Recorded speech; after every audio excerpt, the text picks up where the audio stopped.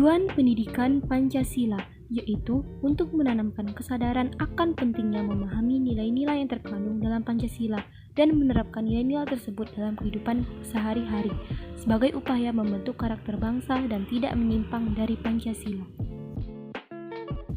Manfaat pendidikan Pancasila. Pancasila diharapkan sebagai jalan hidup yang akan dapat mengatasi masalah yang paling mendasar yang dihadapi bangsa Indonesia. Selain itu, untuk menjawab persoalan-persoalan pembangunan, ketertiban, dan keamanan. Dengan begitu, Pancasila akan dapat pula tetap menjadi falsafah dan ideologi bagi masyarakat Indonesia yang modern. Konsep pendidikan Pancasila. Yang pertama, secara etimologis. Kata Pancasila berarti 5 aturan tingkah laku yang baik dan penting. Yang kedua, secara historis. Kata Pancasila dicetuskan pertama kali oleh Insinyur Soekarno pada sidang BPUPKI pertama pada tanggal 1 Juni 1945. Yang ketiga, secara istilah resmi. Istilah resmi adalah Pancasila atau 5 dasar yang diusulkan oleh Insinyur Soekarno.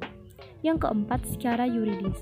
Tata urutan Pancasila sebagai 5 dasar negara terdapat dalam pembukaan Undang-Undang Dasar 1945 alinea keempat. Yang kelima, secara terminologis.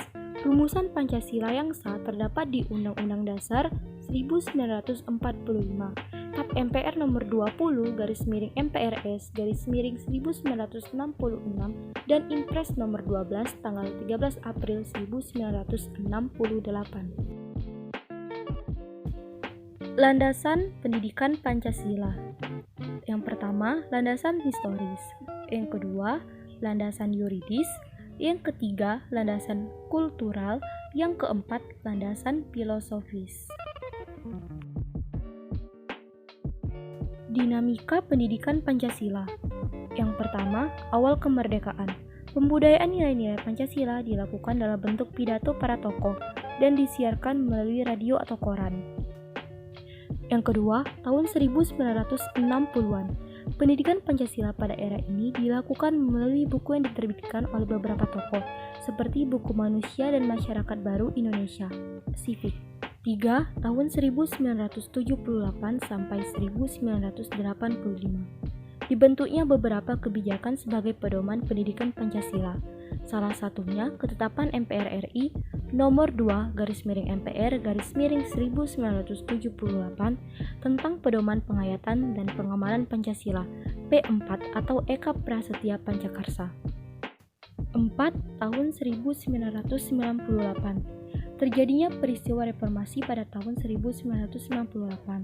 Lahirlah ketetapan MPR nomor 18/MPR/1998 tentang pencabutan ketetapan MPR nomor 2/MPR/1978 tentang pedoman penghayatan dan pengamalan Pancasila atau Eka Prasetya Pancakarsa.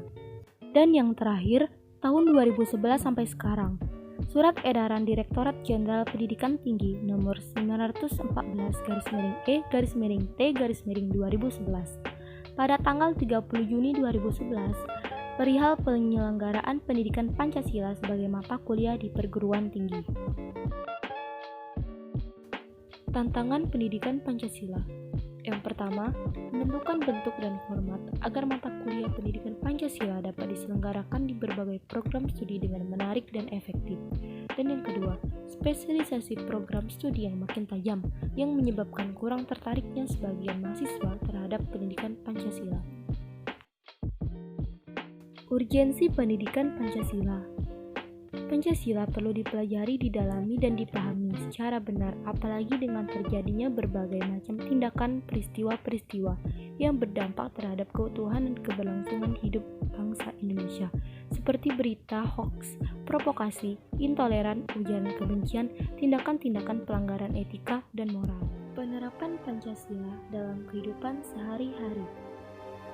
Sila pertama, ketuhanan yang Maha Esa.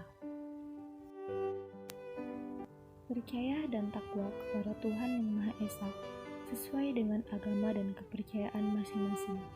Saling menghormati kebebasan menjalankan ibadah sesuai dengan agama dan kepercayaannya, serta tidak memaksakan suatu agama dan kepercayaan kepada orang lain.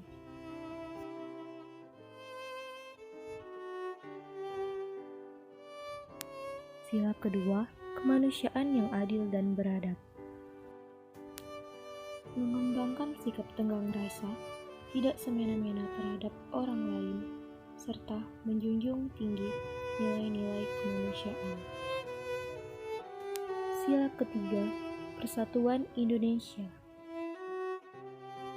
Cinta tanah air dan bangsa, serta bangga sebagai bangsa Indonesia dan tanah air Indonesia.